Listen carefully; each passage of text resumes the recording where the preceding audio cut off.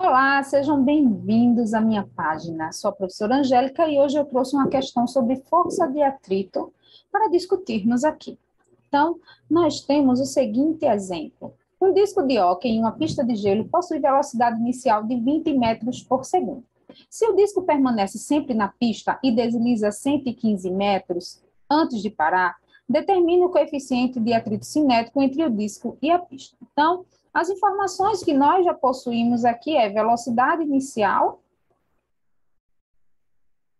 deslizamento, no caso aqui é o deslocamento, ΔX ou ΔS, nós definimos assim, e o coeficiente de atrito é quem nós queremos definir, que é representado por μk, certo?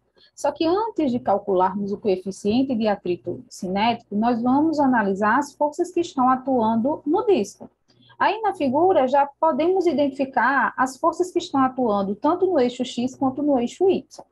Então, ó, o somatório das forças em X, certo? A única força que está atuando no eixo X é a força de atrito cinético. Então, nós temos menos FK, porque está no sentido aí negativo, vai ser igual a MA. Quando analisamos as forças atuantes no eixo Y, nós temos a normal menos o peso, mg. Isso aqui é igual a zero, até porque não tem aí a aceleração nesse eixo. Então, aqui nós temos a equação 1, temos a equação 2, certo? E aqui da equação 2, nós podemos definir que a normal é igual a força-peso, ou seja, mg. Então, nós temos aqui a equação 3, certo? Então, veja só. Pela equação 1, nós temos a força de atrito cinético. A força de atrito cinético, ou a força de atrito, ela é definida como o coeficiente de atrito, nesse caso, atrito cinético, vezes a normal. Então, aqui nós temos a nossa equação 4, beleza? Então, se substituirmos, né, a equação 4 na equação 1, certo? Nós vamos obter menos mk, m, igual a massa vezes a aceleração. E, se analisarmos a equação 3, nós temos que a normal, ela é definida pela massa vezes a aceleração da gravidade. Então, podemos substituir aqui também. Então, aqui eu posso simplificar, e aí eu fico com essa relação aqui, onde o coeficiente de atrito vai ser a menos a aceleração sobre o valor da aceleração da gravidade. A aceleração da gravidade que nós vamos utilizar aqui vai ser 9,8 metros por segundo ao quadrado, certo? Só que se a gente analisar aí, nós não temos o valor da aceleração. Como é que nós vamos definir?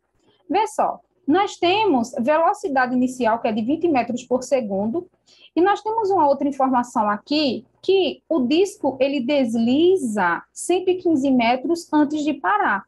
Então, isso me indica que a velocidade final do disco é zero, certo? E aí nós podemos utilizar a equação de Torricelli.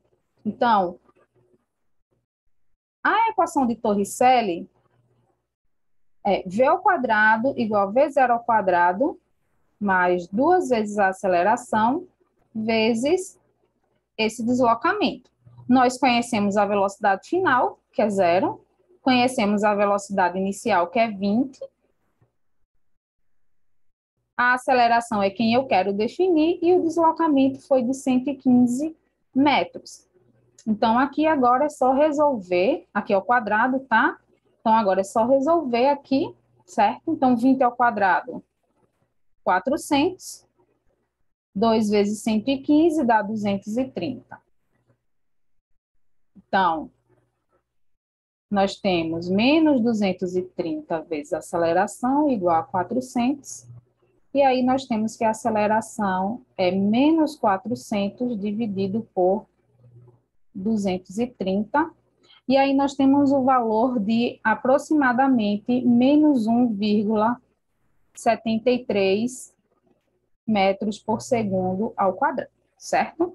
Então, esse valor da aceleração negativo é condizente porque ele está deslizando até parar, ou seja, está havendo aí uma desaceleração, certo?